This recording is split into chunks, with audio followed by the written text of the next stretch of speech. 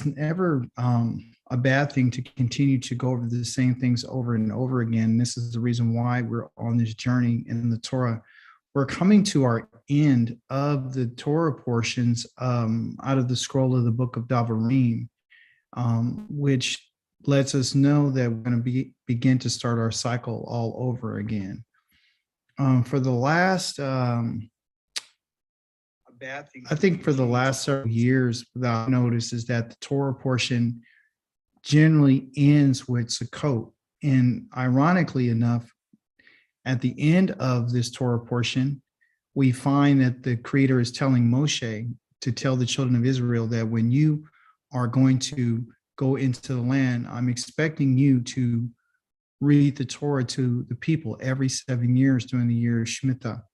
So let's go ahead and get started right quick and open it up. And then, of course, if you have any questions, feel free to ask those questions. This is why we're here. I'm here to answer any questions that you may have if you don't understand something. Let's see here. All right, so here we have the first word in our Torah portion in chapter number 31 of the book of Devarim. And it says, Yahweh LAK, or Yahweh, no, Yahweh, it's Yahweh, okay?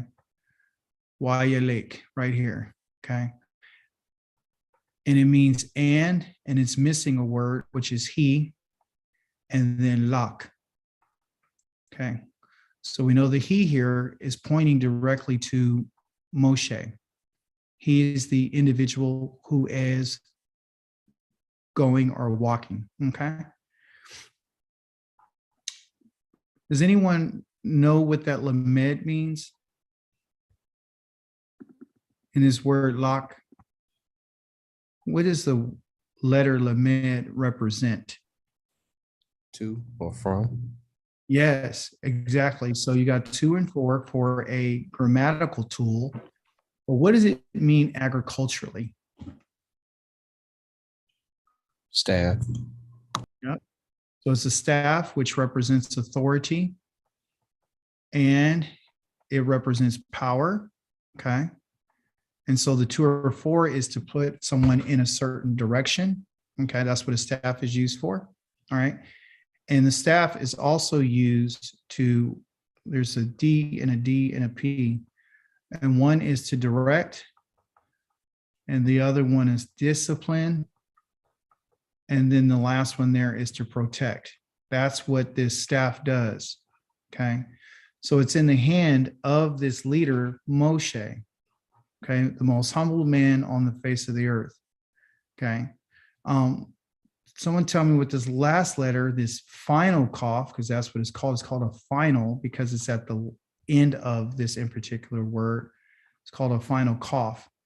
So what does a cough mean, if you can remember? What does it mean agriculturally, or what does it mean? Has something to do with your body.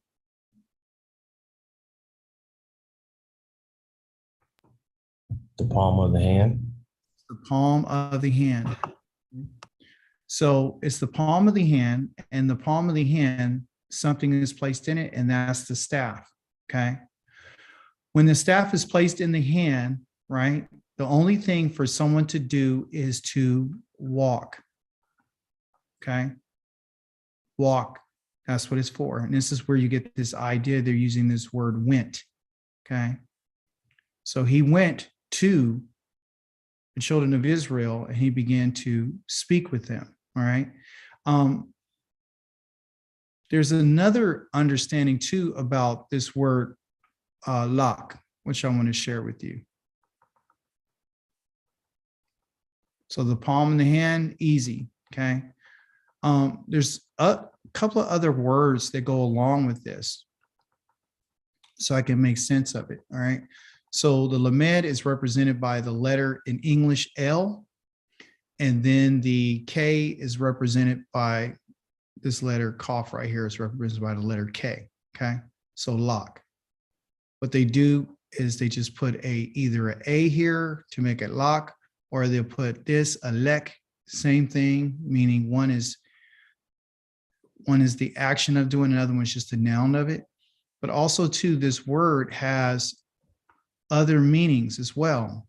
You put another letter like this and you would put two A's, and what do you got there? Malak is an angel. And Malak.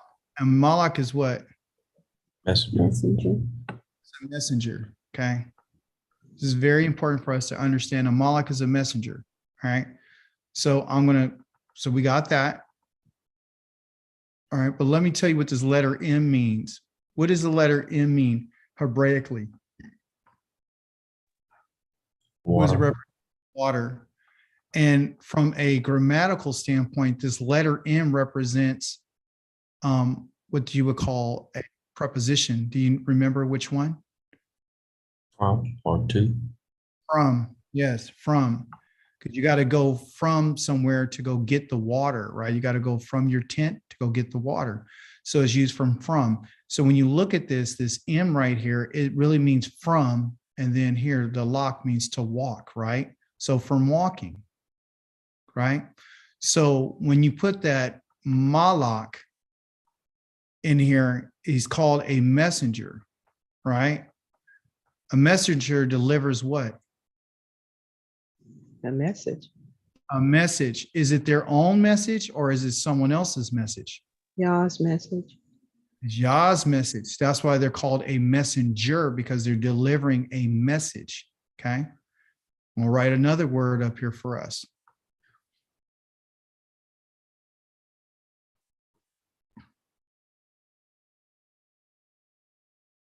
Okay.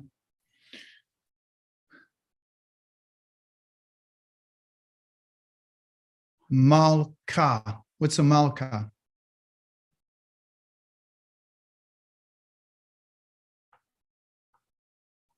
Malka is the feminine of melech. Okay. So you see the M, the L, the L, the cough, the cough. The reason why this is written as a K and not a C is because this right here is considered a final. Okay. I could have put it in here like this, but I didn't want to because I don't want you to get it confused. So a Malka is a queen. Okay. And a Melech is a what? King. King. Okay. So, but they share the same root letters with Malak. So in essence, what is a king or a queen supposed to do? Find a message. They're Rule. supposed to deliver a message. Okay. They're messengers as well. Okay. But also too, within that message, they have this word lak. And what does lak mean? Go. Walk. Lak means walk. Okay. Matter of fact, you can see the L and the K right here. Okay.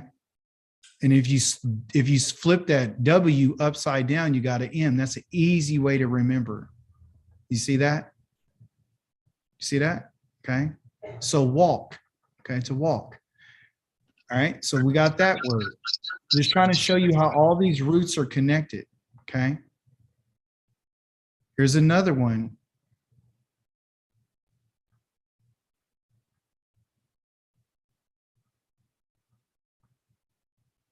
Malaka.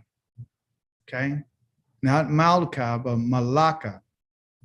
And this word in Hebrew, if you don't know, means work. God tells us that we should not do any work on what day? Shabbat. Shabbat or any of his moedims, right? If it's a Shabbat, right? And so the word Malaka with the mem, the L, and the K here. And you see the A on the end, which tells you is feminine, so it has to do with your soul, okay? So Malaka is work. So we got Malak, we got Malka, we got Melech, we got Malachi, we got Malaka, and Malaka means work, okay? So your work is what you do. right? But your work is literally your walk. And your walk is your life. That's what I wanted to show you through this word LAK. You see, it's very, very interesting that this has to do with your life and your work. Here, listen to this very carefully. Your work is your message. It's just like your message is your work to do, your work is your message. So whatever we do is sending a message to Yah. Like if you and I were to work on the Shabbat, we would send a message to Yah. What did he tell us about the Day of Atonement? Could we do any work on that day? No. No. In the book of Isaiah, chapter number 56, he says, don't let anyone lift their hand to do that which is evil, which meaning to do work, because when you do work on the day that he told you, you're sending a message to him. You're sending a message not only to him, but you're sending a message to everyone else. Someone take a guess, and I'll frame it this way. If we work on the Shabbat or we work on a Moedim, what message did you and I just send, not only to the Creator, but what message did you and I just send to the world? That we're going to do our own thing. You go do your own thing, you got your own plan, but here's something a little bit deeper, okay? The deepness of this is that you're sending a message saying that you're going to do your own work. Okay, let me ask a better question. Why does the Creator don't allow us to work on the Shabbat or a Moedim? Set apart. It's set apart. Why? How was that day set apart? Go through the process. When was it set apart? When he did it. When he did it. And when did he do it?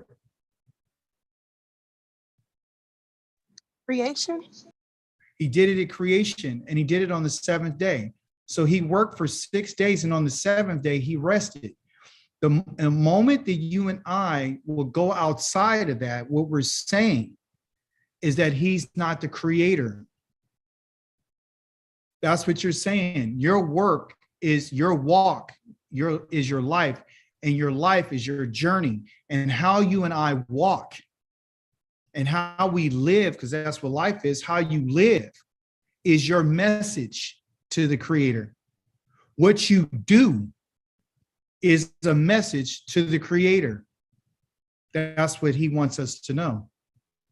The work of our hands shows him that's our message. What you and I do is a message.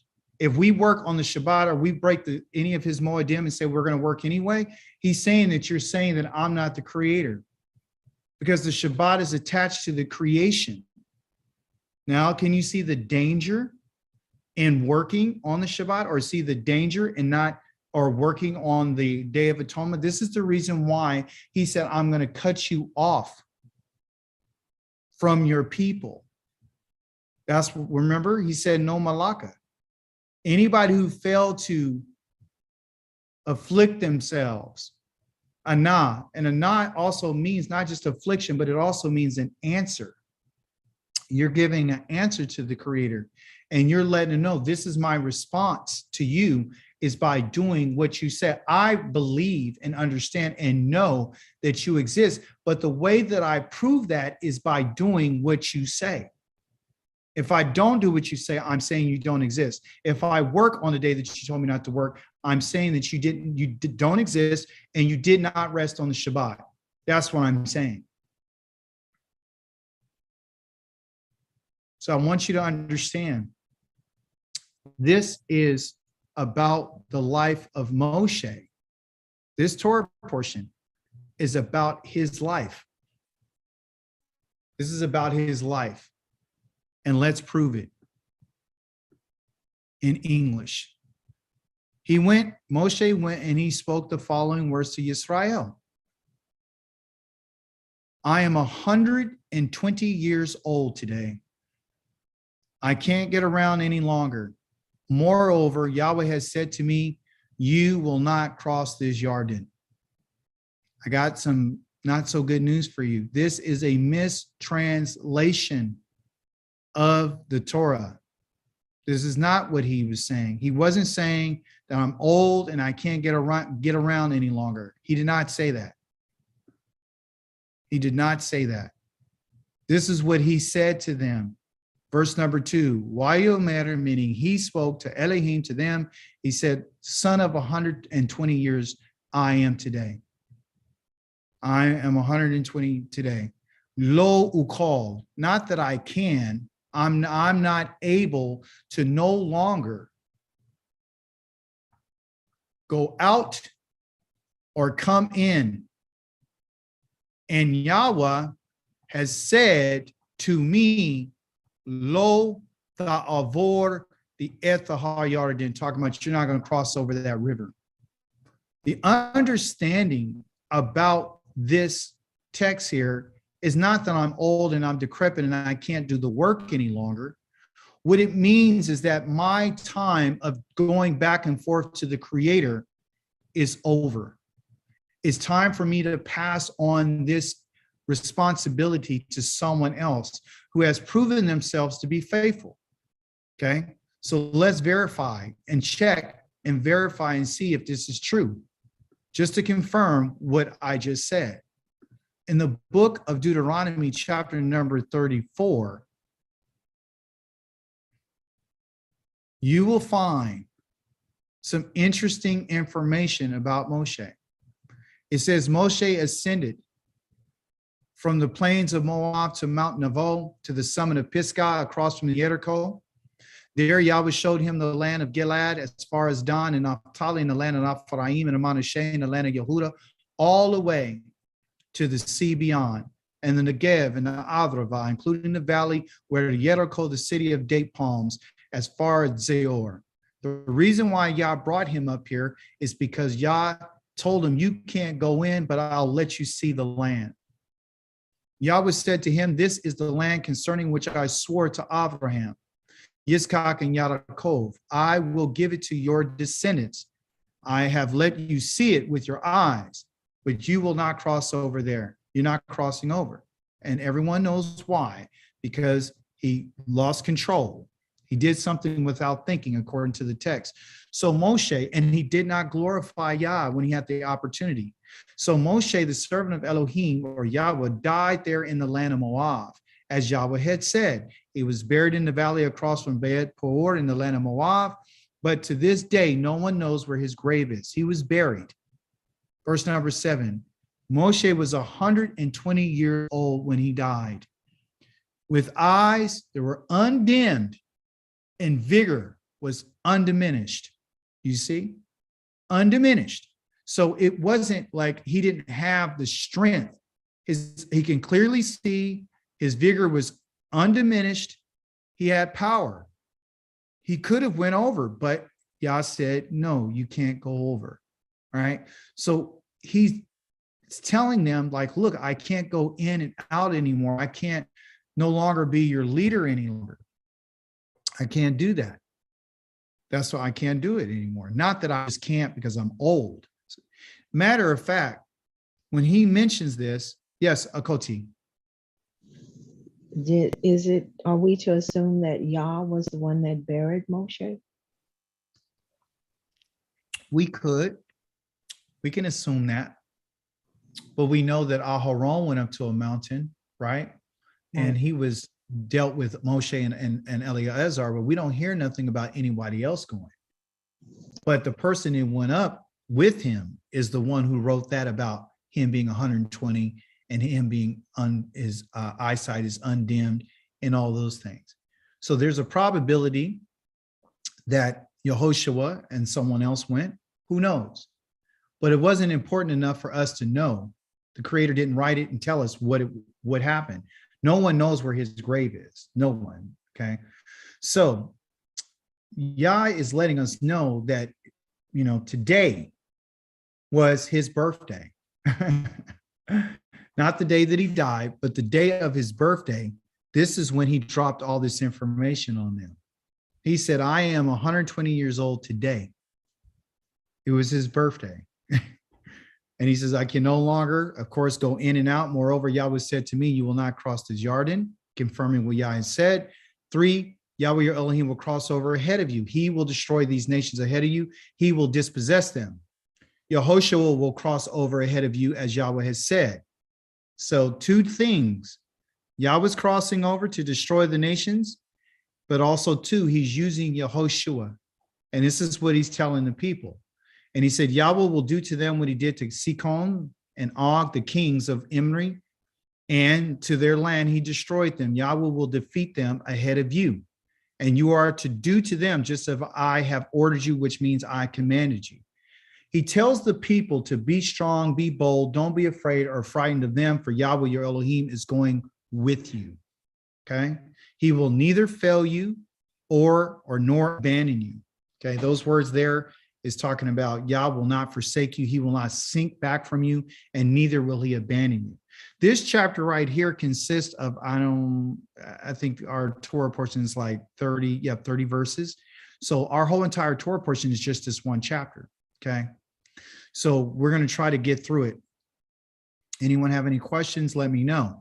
But he said this, Yah's not going to leave you. He's not going to fail you.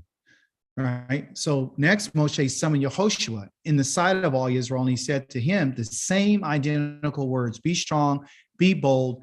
You're going with this people into the land that Yahweh swore to their ancestors he would give them. You will be the one causing them to inherit it. Now, I want to take a pause right there and let you know there's a reason why he chose Yehoshua versus anyone else.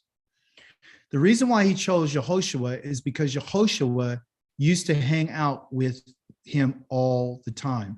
Yehoshua went with him when he went up to go get the 10 words. He didn't go all the way up with him, but he went to a certain distance with him. And then when he came down, Moshe was like, Yehoshua was like, I hear these screams. Is it battle or is it what? And Moshe tells him, no, it's people dancing and having a party. It's neither a battle cry or a mourning. So when Moshe came down, he goes off, he loses it, and he tells the people that Yah's not going to go with them, right? And so here it is. So this put a breach between Yahweh and the people. Verse number 10 of chapter number 33, it says, Yahweh would speak to Moshe face to face as a man speaks to his friend. Then he would return to the camp. But the young man who was his assistant, was Yehoshua, the son of Nun, never left inside the tent. He never left inside the tent. This is where he hung out, is inside of the tent. Okay? That's where he hung out. So he was a candidate for taking over this leadership position. What is the name of Yehoshua before his name was Yehoshua? Anyone know?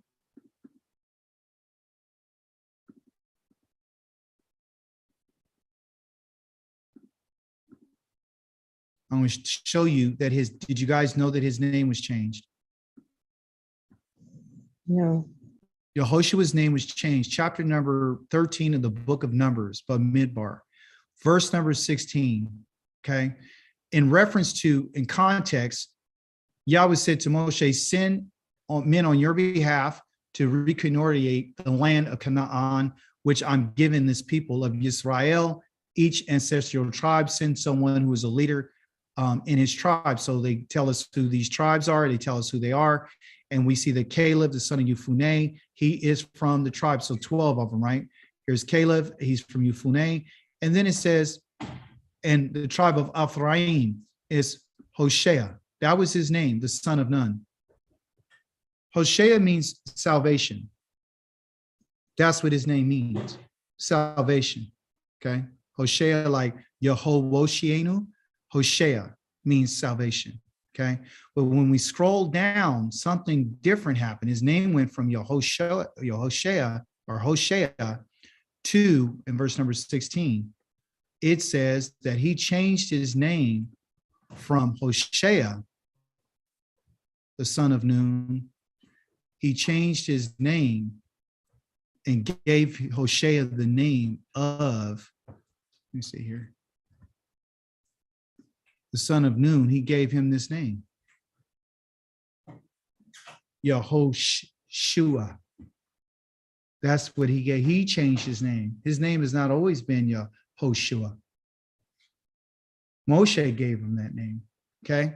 So in my Hebrew class, you know that the letter Y is what letter? J.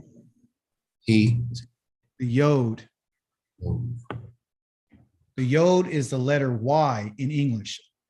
Okay. And also too can represent the vowel I. Okay. But its consonant is a Y, and that's why they name it the Yud, and some people call it the Yod. Okay. Doesn't matter. Here it is. Right. So what you know so far is that this letter Yod or Yud means what grammatically? See, there's two definitions. It can mean he for grammar. And from a agricultural standpoint, what does it represent? What part of your body? And Your hand. Okay. So literally his hand. So his hand is salvation. And this is the reason why he was picked. So it wasn't like, and Moshe didn't name him this just because he just felt like it. He was inspired by the creator of the heavens and the earth to already prepare him for the work that he needed to do. So he had to rename him. Anytime Yah changes someone's name, it means that he's changing their function. You understand?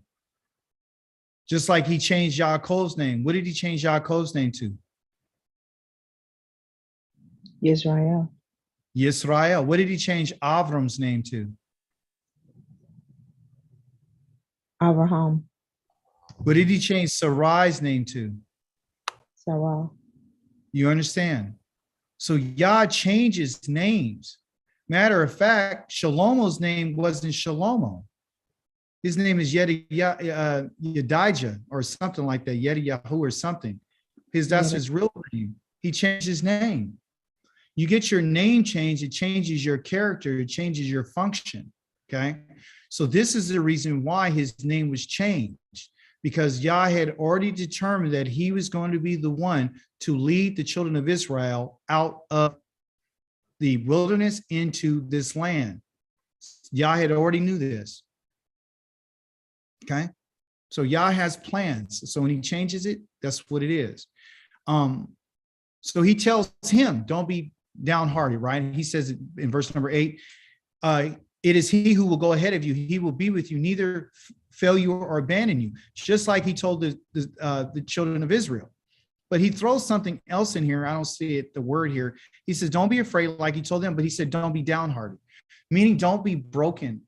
Don't ever break down in front of the people when it comes time for this work for you to do for the Most High. Yehoshua was one of the men who stood up when everyone else wanted to back down. You understand? So we can learn from him by looking at his life and understanding that he was a great man. He was a great young man. He was determined, to do what the Most High wanted him to do, and he was bent for that work. Okay. Moshe wrote all the Torah. It says he wrote down all the Torah. Okay. And he gave it to the Kohanim, the descendants of Levi, who carried the Ark of the Covenant, and to the leaders when he finished it. So Moshe gave them these orders at the end of every 7 years during the festival of Saco in the year of Shemitah. The year of Shemitah is, do you guys remember what the Shemitah means? Shemitah means release. When I release you on the 7th year, okay, you work for 6, you got to let everybody go in the 7th. What I want you to do at this festival, which you and I are going to discuss on Shabbat, is the Festival of Saco, the Festival of Tabernacles. What I want you to do at the end of those 7 years is I need you to read the Torah. When all of Israel were coming to appear, because they're supposed to appear before Yahweh, how many times a year? 3. 3. Somebody tell me those festivals. Sukkot is 1. Yep. Sukkot is 1. Pesach. Matzah, which he don't say Pesach, but it is Pesach, which is matzah. Yep, matzah. And what else? Is it trumpets? First fruits. Yes, it's first fruits. Okay. So 3 times you have to, and you cannot come to Yah what? Don't come to him empty-handed. So our festivals have to do with that which is part of your hand, the work of your hand. You see? So your hand, you see, ask them if they're okay.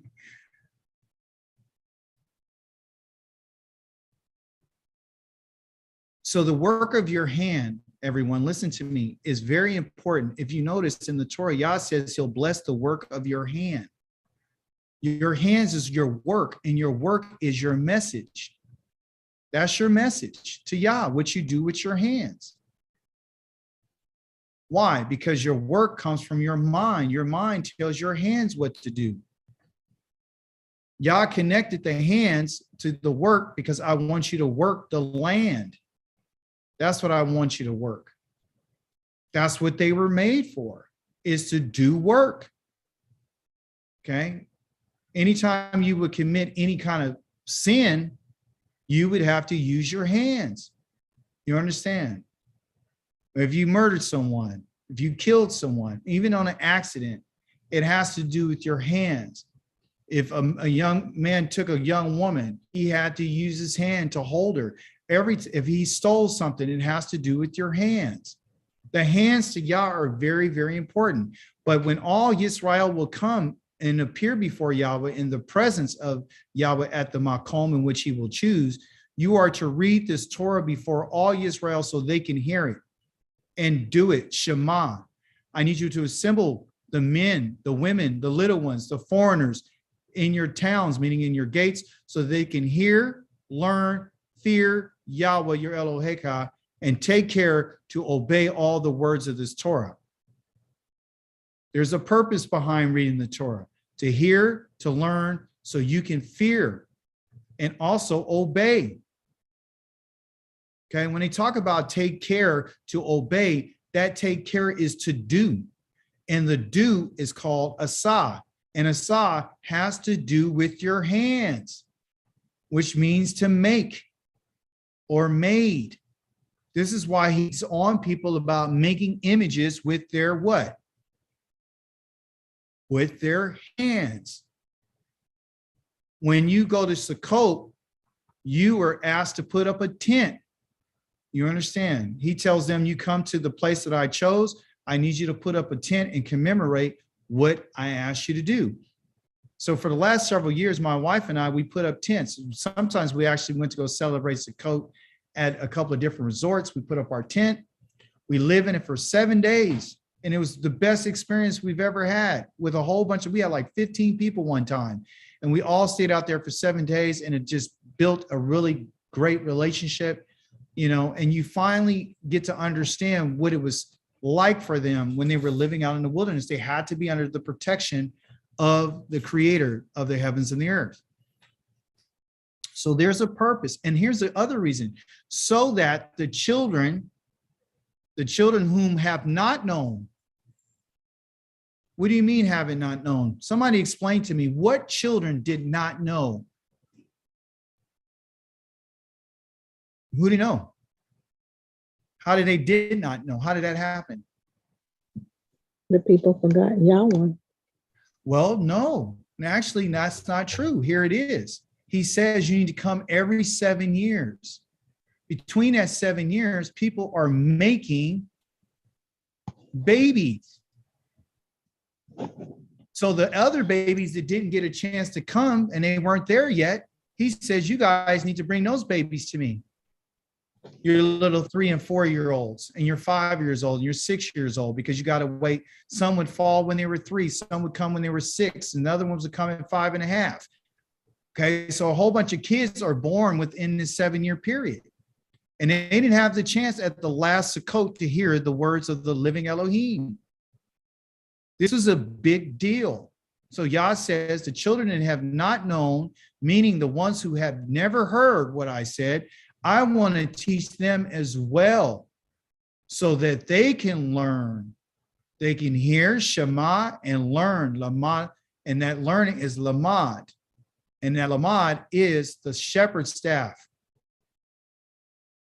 Put that authority, teach so they can learn. So learning has to do with teaching. So Sukkot is coming up, and we'll talk more about it. It's about learning. It's not just by living in tents and celebrating at the end of the harvest, but it's also about learning and it's about teaching. Because what happens over time, people forget as well. So go to your point, whoever responded said that because they forgot. Yes, the children didn't know, but also too, other people, young people need to be reminded. Adults need to be reminded. You need to understand, what family do you belong to? It was an exciting deal. It was like they would all come together at this time. Everybody was being released from their captivity or their hardships, their debts. Everybody's being released. So you come and it's a time of freedom. It's a time of freedom, but within that freedom, it's time for people to learn about the Torah. Go ahead, Rivkwa, you got a question? No, I was just going to remind everyone that Sukkot starts this Yom Rishon. Oh, Yom Rishon. Yes. Thank you for that. Sukkot is Yom Rishon, the day after this Shabbat. Okay. So Yom Rishon is known as the SUN day. Okay. And on there, they said, hey, you're supposed to gather together to have what they would call a mikra. And a mikra, as I told you I think a few days ago, the mikra is a proclamation. I need you to proclaim this because I did something for you. I want you to proclaim it. The mem, again, is from, and then kara, right here, means to read out or proclaim and call out what it is. So what you see, everyone, is Yah is constantly reminding his people. This is the reason for these festivals and these celebrations and these times of mikras, is to come together and to make proclamations. This is the reason why we should blow the shofar. We should acknowledge the first day of the month. And this is the reason why we should look at, maintaining the instruction of the Kukim, in which he gave us the decrees and the calling and the appointments. We have to make our appointments. That's what it is. Yah has certain times that I will meet with you. These are wonderful opportunities. But if you notice, the centerpiece is always going to be the instructions. You see? So 14, Yahweh said to Moshe, the time is coming for you to die. Everyone's going to die. But I need you to summon Yehoshua, present yourselves in a tent of meeting so that I can commission him. And now I'm going to inaugurate him and I'm going to commission him, not you. You told everybody, but I'm the one who has to do this. Moshe and Yehoshua went and presented themselves in the tent of meeting. Yahweh appeared in the tent in a column of a cloud, and the column of a cloud stood above the entrance to the tent. In Hebrew, the word cloud has its root in the same word as anan, as like anah. Anah is, again, to watch over, because you got the ayin, which is an eye, and you got the noon, right? Put the right letter there. You got the noon, and the noon is a seed, and the seed means to continue. So it's a continuation of the eye, and the eye is constantly what? Watching. So when the Creator was with them, he would come down in a cloud, meaning I'm always watching you. When he traveled with them in a cloud, a column of a cloud, and then in fire at night. Why? Because he's constantly looking at them. Anan means to watch. A shepherd watches over his flock all the time. So Yah comes down in the cloud, and he stood at the entrance of the tent of meeting. So as again, you know, the Yah abides inside of a tent. That's where he's at, a tent of meeting. Okay. And so Yahweh said to Moshe, you are to sleep. Sorry, you guys, for this. You are to sleep with your ancestors. So we should understand that death is not death. To die is to sleep with your ancestors. If you didn't get what? If you didn't get cut off from your ancestors, you get to sleep with them. You get to shakov, meaning lie down with them. So death in Yahweh's understanding and his knowledge and wisdom and power is just basically you laying down and going to sleep. He said sleep, and he's using the word sleep here, not die. Sleep. You're about to sleep. So Yah's great wisdom and understanding for his people, death for us is nothing but taking a long nap. And if you sleep, you can what? Wake up. Whenever he decides to send you back, you can wake up. Just like you, when you were born, you didn't know you were coming here. You didn't know how you got here. You didn't, you know what I mean? You didn't get a bill of lading attached to you when you got here, a little bracelet. Hey, I'm such and such from such and such. It didn't happen. This is the beauty, and this is the secrets that Yah has not revealed to us, because the secret things belong to Yah, but those things revealed to us belong to us and our children, so that you and I can keep the Torah. So death is not death for us. It's not the end of us. It's just a transition. Yahweh appeared in the cloud of the column of the cloud. The column of the cloud stood above the entrance of the tent. And he says, you're going to go to sleep with your ancestors. But he said, listen to this very carefully. But this people will get up and offer themselves as prostitutes. Now, I want you to know, in the Hebrew, it doesn't say these people. In the Hebrew, it doesn't say these people. It says an individual. And what I'm going to tell you is that the Creator looks at Yisrael as a third person masculine singular. He looks at his people as one person. He looks at them as one person. Okay, so they're just trying to translate it so you can get a better understanding how you would look at it. But the way that we look at it versus the way the Creator looks at it is completely different. That's verse number 16. Let's verify and see if Dawid is telling you the truth. Let's see if Akika is being honest. Verse number 16 tells us this, and you need to see it with your eyes. Here was it at? And he said, Yahweh to Moshe, behold, name, you're going to sleep with your fathers, okay? And Wakam, okay? Wakwam, third person masculine singular, and he, singular. This people will play the third person masculine singular harlot, okay, with other gods of a foreign land. Yah sees us as one person. That's why he calls us, sometimes he calls us Yisrael, and then other times he will call us by the name of Yaakov, okay? So he says these people, this individual, he's going to raise up, and he's going to offer himself to other gods of the land that they're going, where they are, when they are with those false gods, they will abandon me and break my covenant, which I made with them. That I made with them? Okay.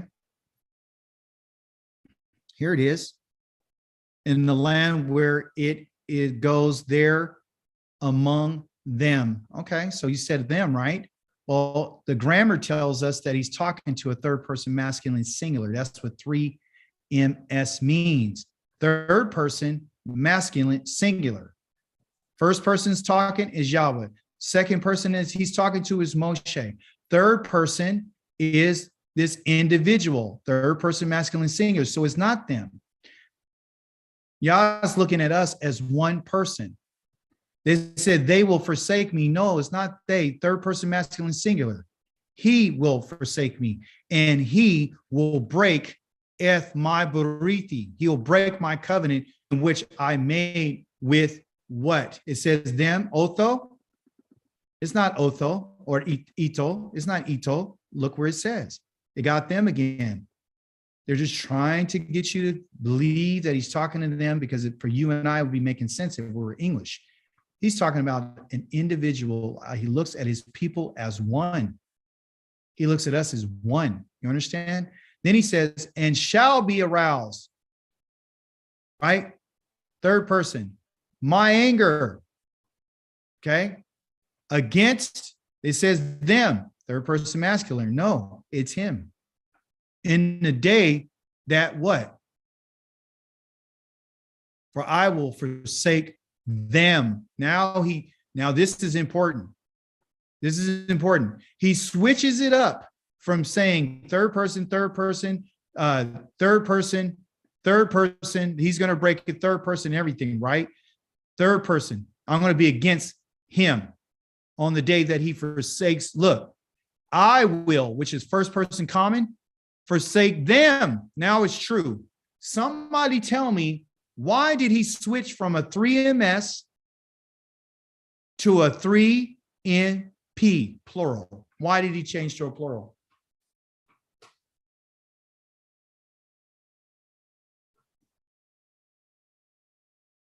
Think about it. He just said, I'm going to go against him on the day that I will forsake them. The reason why he went from a third person masculine singular is because when Israel is standing before him and all the 12 tribes, he looked at them as being unified as one man, one person, Yisrael, like our father.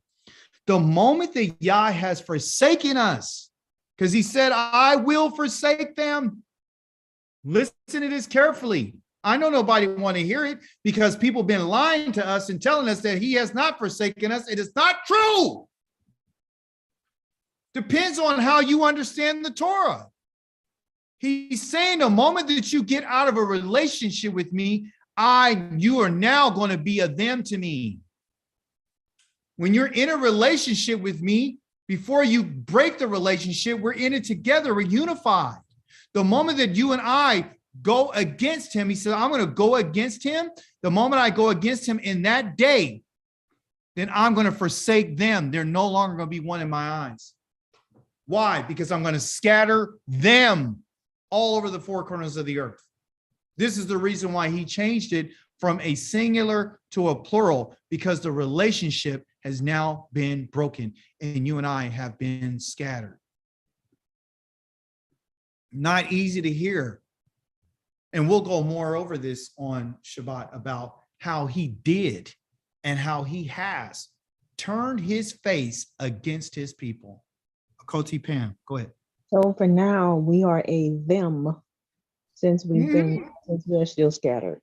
Yes, because we're not unified. The moment we become unified, we become Yisrael to him. We become him. Okay? We become him at that time. Listen, let me prove it. Let me prove it. I want to prove it. Just stay with me. I want to prove this point. This is not an emotional outburst. This is the truth. When Yah told us in the book of Isaiah, listen what he said. And I'm going to go to chapter number 49. Oh, I went to 35. Oh, forgive me. Chapter 49 says this. This to prove what I just said. Oh, this computer just keeps moving. Forgive me, you guys. 49. Slow down, Dawid. Here you go. Let it move. There you go. All right. 49 says this. Great for closing. It's a great thing to close with. Because he tells them, hey, get ready to sing this song, teach them this song and everything. But I want you to know I forsook them. Okay, I'm going to, because they're going to leave me. So I wanted to let you know. Listen what he says in Isaiah 49. It opens up with coastlands. Listen to me. Question, is me a singular or plural? Singular. Okay. He said, listen, you peoples far away. Yahweh called me, singular, from the womb. Before I, singular, was born, he had spoken, singular, my name. He has made my mouth like a sharp sword while hiding me, individual, in the shadow of his hand. He has made me like a sharpened arrow while concealing me in his quiver. He said to me, you are my servant, Yisrael, through whom I will show my glory, singular. But I said, singular, I have toiled in vain. I've spent my strength for nothing, futility. Yet my cause is with Yahweh and my reward is with my Elohim. Letting you know everything that we've done as a people have been in vain, but he's speaking right now. Listen, in this text, he's speaking singularly because Yahweh has heard him and brought him back. And he's going to let the nations know it. So now, says Yahweh, he formed me in the womb to be his servant. From chapter number 40 of Isaiah all the way to the end is talking about a servant, about being united. Yah says, I'm going to call you back into my service. So Yisrael right now hasn't been called back to service, not yet. This is the reason why he's proclaiming this to the coastlands. Yah's not proclaiming this to the coastlands. Yaakov, Yisrael is proclaiming this to the coastlands. This is what he's saying. He says, Yah formed me to be his servant from the womb to bring, listen, the English here is not doing this any justice because it's not really breaking it down the way that it should be broken down in the Hebrew language. It would tell you there's a few things that he wants to do. Number one, he formed me to be, I formed me in the womb to be a servant. That's number one. This is what Yahweh says. He formed me in the womb to be his servant. That's what he told me. Number two, what did he tell me? He told me that he wanted to bring Yaakov back to him, meaning himself back to him. Number three, to have Yisrael gather to him. That's what Yah said to him. So that I will be honored in the sight of Yahweh, my Elohim, having become my strength, because everything I've done has been in vain. Now the strength of me is Yah. So he said, and he has said, it isn't enough that you're merely you to be my servant right here. Number one with that is matching up. Number two, to raise up the tribes of Yisrael. That means to bring out back Yaakov, because those are the tribes, two with two of Yaakov. Number three, to restore the offspring of Israel by what? By gathering them. You understand? So one goes with one in this verse. I'll draw a line.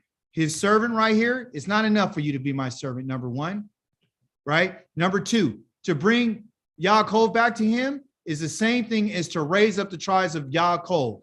That's not enough. That's number two. Number three, to restore the offspring of Israel by what? Gathering Israel to him. That means the restoration of the offspring. You and I are the offspring of Israel. I will also make. Yah told us this a long time ago, and I'm going to tell you something extra. This whole thing right here is not enough that I did for you. This ain't enough. I want to do more than what I told you here. This ain't enough. Oh man, I can't get this pen to work. 1, 2, and 3 is not enough. But what I want to do, I also will make you, Yisrael, a light to the nations, so my salvation can spread to the ends of the earth. Yisrael is the salvation of the earth. When he talks about what I've done for you, it's not enough that you're merely my servant. That's not enough. It's not going to be enough for me just to raise up the tribes of Yaakov again. It's not enough for me to just go ahead and restore and gather you back to myself. That's not enough. What I want to do is I want also to make you, Yisrael, a light to the nations, so you can be my salvation to spread to all the ends of the earth. Do you remember me not telling you the whole purpose of Yah bringing us back is to multiply us so you and I can fill the whole entire world with people to proclaim the name of Yahweh? This is the reason why Yah is gathering us back. This is the reason why he's making us a light to the nations, to bring the Torah to the nations. You got people out here right now that are telling you, oh, our job right now is to be a light to the nations. Do you know why they're saying that? Huh? Because they don't fully understand that there's a process. You and I are not going to be the light into the nations until Yah does one, what? Calling us to be his servant. I'm going to call you to be my servant. I'm calling you back into service. Number two, what else I'm going to do? I'm going to bring back Yaakov to himself. What's number three? I'm going to gather the offspring. That's number three. And until we go through this process, you and I can never be a light to the nations. And neither can you and I deliver salvation to the nations. You and I are the salvation of the nations. And the Greeks and the Romans, they knew it. And this is the reason why they created a whole nother book, whole nother documentation saying that there's salvation. Yah says that Yisrael is the salvation that he is going to spread to the ends of the earth through you, through the offspring, through his servant. You understand? So this is who we are. Now listen, here is what Yahweh, the Redeemer of Yisrael, the set apart one, says to the one who's despised. Who's despised? Who does the nations detest? Is it not the children of Israel, the servant of tyrants? When kings see you, they're going to stand up. Princes too will prostrate themselves because of Yahweh, who is faithful, the set apart one of Israel, who's chosen you. And until they stand up, you and I are laid down. You understand? Until we're raised up, until we're brought back, ain't nobody standing up for us. We're the one who's despised. We're the nations. We're in the nations and people detest us and we're servants of tyrants. This has never happened for that so-called Yehoshua, the Hamashiach of the New Testament. He has never been a servant of tyrants. He's never been detested by the nations. He's never been despised like you and I. We are the offspring of the family of Yaakov. And Yah looks at us as one man when you and I are in his service to him, and he's our Elohim. The moment that you and I are out of service, then Yah says that you're scattered all over the place and you're not united. You're not a God. Therefore, you're all over the place. And I got to gather you because I scattered you. So now I'm not looking at you as one anymore.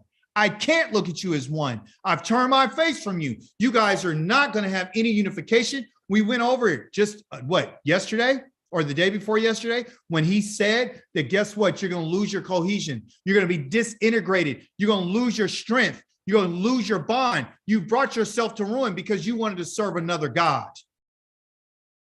And because of that, I'm turning my face against you. And that's where we are today, people. We're not the light to the nations.